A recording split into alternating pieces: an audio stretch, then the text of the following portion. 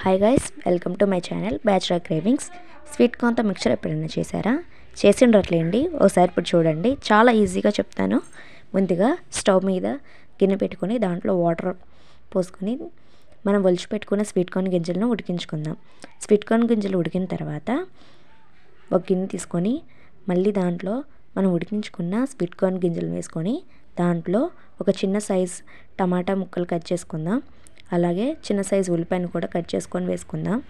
పచ్చిమిరపకాయలు కూడా ఒక చిన్న సైజు పచ్చిమిరపకాయ చాలండి.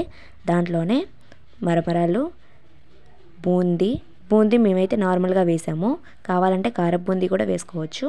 వేసిన తర్వాత గరం మసాలా, ఉప్పు, కారం 3 వేసి బాగా కలుపుకోవాలి.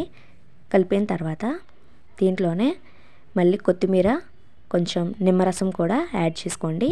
నిమ్మరసం యాడ్ చేస్తే కొంచెం పుల్లగా బాగుంటుంది కదా, అందుకనే యాడ్ చేసుకోండి, బాగుంటుంది.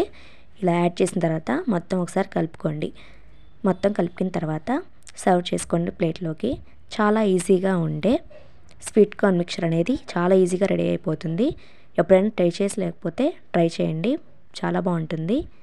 ప్లీజ్ సబ్స్క్రైబ్ చేసుకోండి.